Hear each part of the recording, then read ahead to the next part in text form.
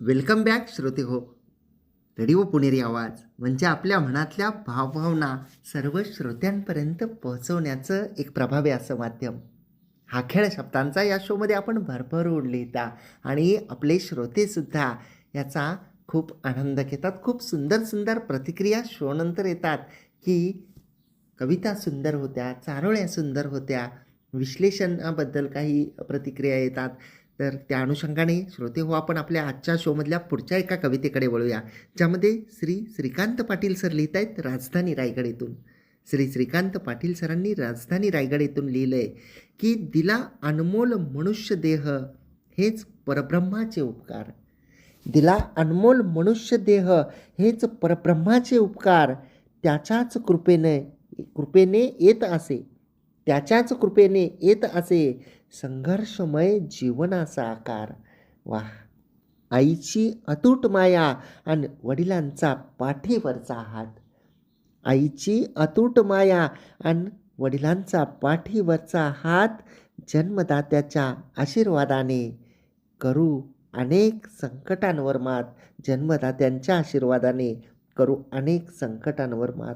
तर खरं आहे की खूप सुंदर असं शब्दांकन करताना सरांनी लिहिलं आहे की आपला मानव जन्म, आपला मनुष्य देह जो अनमोल आहे, हेच परब्रह्माचे एक उपकार आहे आणि त्यांच्या कृपेनंच आपल्या जीवनाला आकार येत असतो.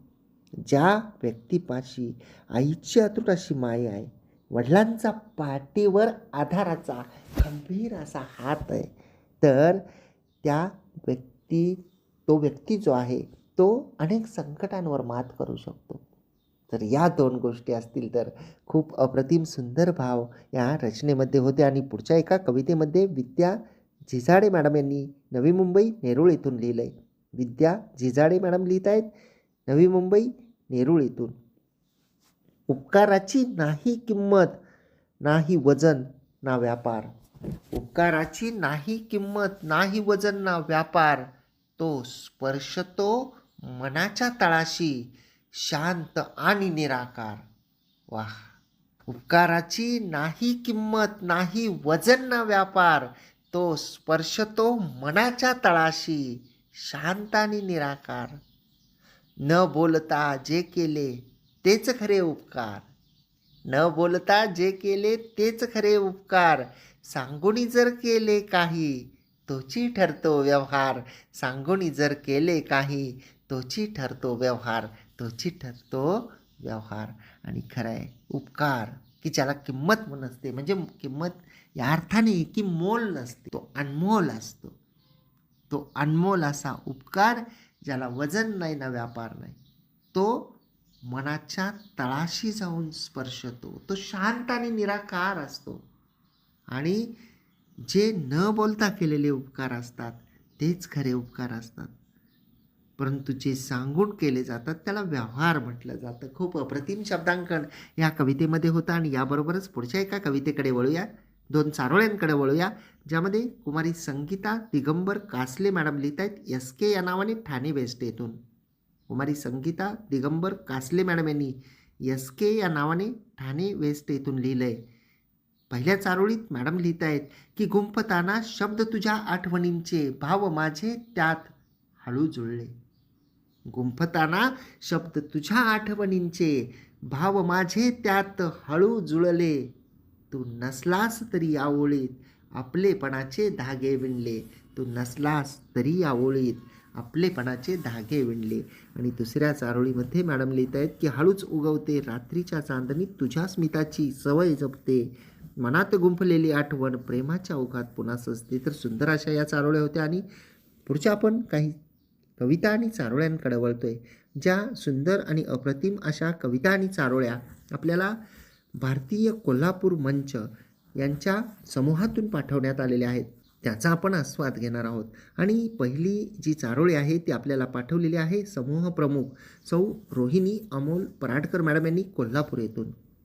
भारतीय कोल्हापूर मंच ग्रुप यांच्यातर्फे ज्या रचना पाठवलेल्या आहेत त्यातील पहिली रचना आहे समूह प्रमुख सौ रोहिणी अमोल पराडकर मॅडम यांची कोल्हापूर येथून पाठवलेली. मॅडम लिहित आहेत की स्वामी समर्था थोर तुझे उपकार, संकट समयी देई भक्तांशी आधार. स्वामी समर्था थोर तुझे उपकार, संकट समयी देई भक्तांची आधार, नियतीचे घाव झेलत सुखी ठेवणी, नियतीचे घाव झेलत सुखी ठेवणी, नेसी जीवन नौका तूच अलगद पार, नेसी जीवन नौका तूच अलगद पार, तूच अलगद पार. तर स्वामी समर्था तुझे अपार असे उपकार आहेत, थोर असे उपकार आहेत असं शब्दांकन करून संकट समयी भक्तांना आधार देणारे तुम्ही आहात. नियतीचे घाव झेलत सुखी ठेवून जीवन नौका अलगद पार नेणारे तुम्ही आहात असं शब्दांकन मॅडमच्या या अप्रतिम अशा चारोळीमध्ये होतं. आणि पुढच्या एका चारोळीमध्ये प्रवीण दिगंबर बोंद्रे सरांनी लाडेगाव पोस्ट उमरा तालुका अकोट जिल्हा अकोला येथून लिहिलं आहे. प्रवीण दिगंबर बोंद्रे सर लिहित आहेत लाडेगाव पोस्ट उमरा तालुका अकोट जिल्हा अकोला येथून की आईवडिलांचे उपकार जसे आपल्या मुलांवर तसेच असतात, उपकार आपले उपकार मातीचे आपल्यावर. आईवडिलांचे उपकार जसे आपल्या मुलांवर तसेच असतात, उपकार मातीचे आपल्यावर. आणि असतात उपकार सैनिकांचे देशावर, आणि असतात उपकार सैनिकांचे देशावर जसे असतात उपकार आईच्या दुधाचे मुलावर. तर उपकार आणि उपकाराबद्दलचे भाव, उपकाराबद्दलची माहिती आणि आपल्यावर कोणाकोणाचे उपकार असतात याबद्दलचं सुंदर अप्रतिम असं शब्दांकन सरांच्या या चारोळीमध्ये होतं. आणि पुढच्या एका चारोळीमध्ये भारती चव्हाण मॅडम यांनी पुणे इथून लिहिलं आहे. भारती चव्हाण मॅडम लिहित आहेत पुणे इथून की करावे उपकार निराधारांवरती, काम करी आश्रित गोरगरिबांवरती.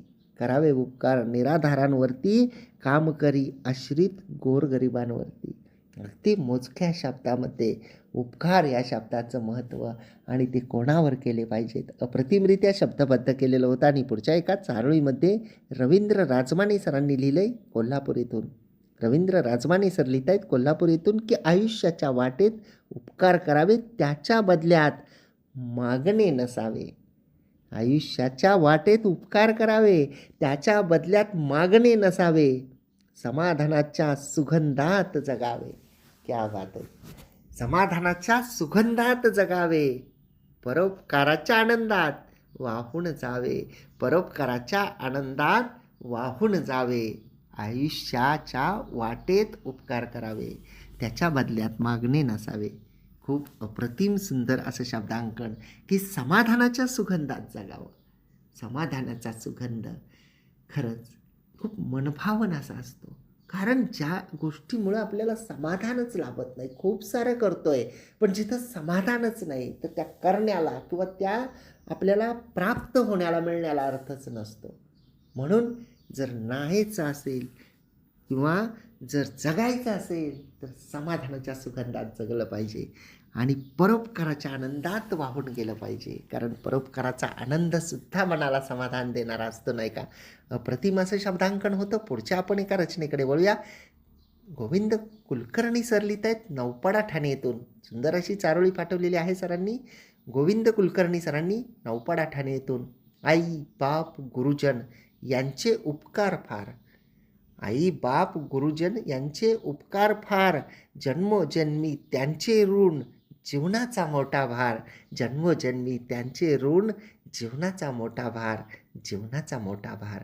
आणि खरं आहे की आई वडील गुरुजन यांचे मोठे उपकार असतात आणि जन्मोजन्मीचे ते ऋण असतात. त्याला सरांनी शब्दबद्ध केलेलं होतं. आणि पुढच्या एका रचनेमध्ये सौभारती गोविंद कुलकर्णी मॅडम लिहित आहेत नौपाडा ठाणे येथून. सौभारती गोविंद कुलकर्णी मॅडम यांनी नौपाडा ठाणे येथून लिहिलं आहे की आई वडील गुरूंचे उपकार कर्तव्यात. आई वडील गुरूंचे उपकार कर्तव्यात घडविले शिक्षणात सामर्थ्यात गुणवंत. घडविले शिक्षणात सामर्थ्यात गुणवंत. आणि खरं आहे की आई वडील आणि गुरूंचे कर्तव्यात सुद्धा उपकार असतात. ते शिक्षण देतात आणि सामर्थ्यवान बनवतात, गुणवंत बनवतात. खूप सुंदर असं शब्दांकन होतं. पुढच्या एका चारोळीमध्ये रवींद्र सोनावले सर लिहित आहेत मुंबई येथून. रवींद्र सोनावले सरांनी मुंबई येथून लिहिलं आहे की उपकार आयुष्यामध्ये थोर असतात आईचे. उपकार आयुष्यामध्ये थोर असतात आईचे. तिच्या खडतर प्रवासात सुख निवडावे घाईचे. तिच्या खडतर प्रवासात सुख निवडावे घाईचे, सुख निवडावे घाईचे. तर आईच्या उपकाराची महती जी आहे ती अप्रतिमरित्या सरांनी शब्दबद्ध केलेली होती. पुढच्या एका चारोळीमध्ये श्री दत्तात्रय नामदेव गुरव सरांनी कोल्हापूर येथून लिहिलंय. श्री दत्तात्रय नामदेव गुरव सर लिहित आहेत कोल्हापूर येथून की कृतज्ञतेच्या जाणीवेतून करावे एकमेकांवर उपकार. कृतज्ञतेच्या जाणीवेतून करावे एकमेकांवर उपकार. कृतज्ञपणा द्यावा सोडून हेच खरे आहे जीवनाचे सार. कृतज्ञपणा द्यावा सोडून हेच आहे जीवनाचे सार. हेच खरे आहे जीवनाचे सार. तर अप्रतिम अशा या ओळी आहेत. जीवनाचं सार सांगणाऱ्या, मर्म सांगणाऱ्या या अप्रतिम अशा ओळी की कृतज्ञतेच्या जाणीवेतून करावे एकमेकांवर उपकार.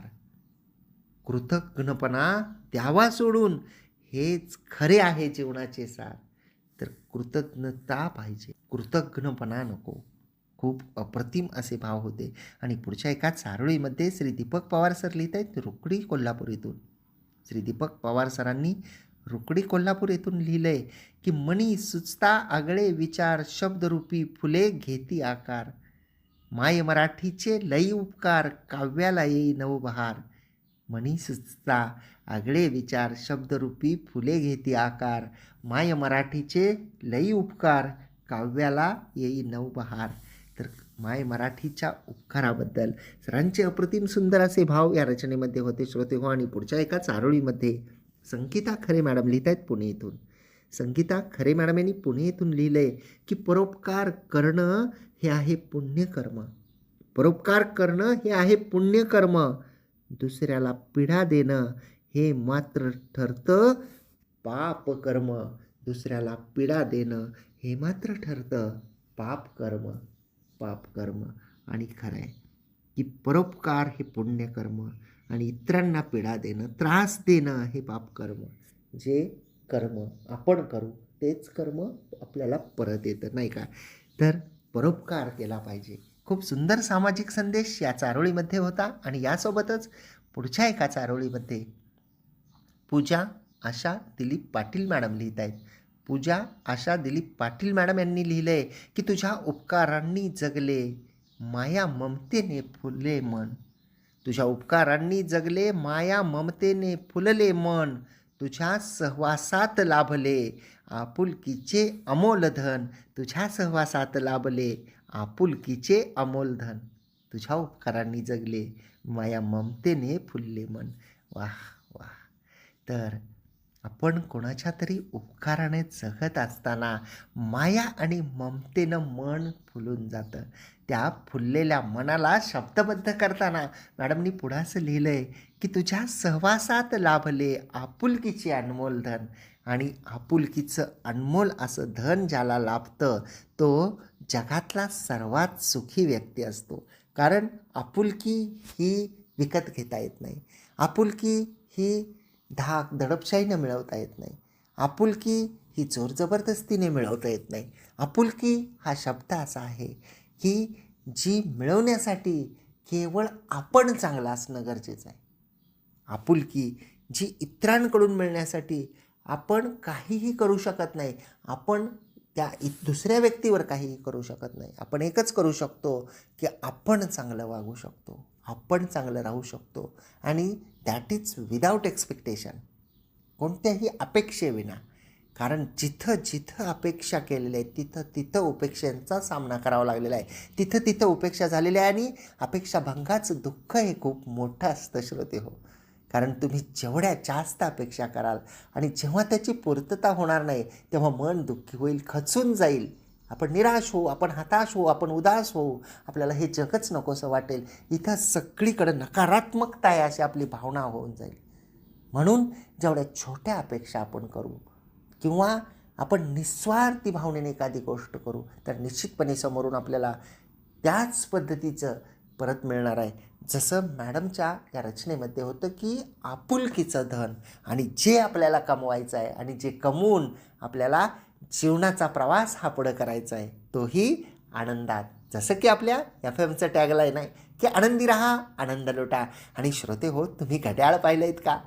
बघता बघता तुमच्या अप्रतिम आणि सुंदर अशा रचनांचं सादरीकरण करता करता तुमच्याशी गप्पा मारता मारता कळलंच नाही की आपली वेळ संपत आलेली आहे. इच्छा खूप असते. तुम्ही एवढं सुंदर लिहिता. तुमच्या रचनांमधील एक एक शब्द बोलका असतो. एका एका शब्दांचा अर्थ गहिरा असतो आणि ते शब्द आपल्या सर्व श्रोत्यांना जगण्याची एक नवी उभारी देत असतात. जगण्याची नवी दिशा देत असतात.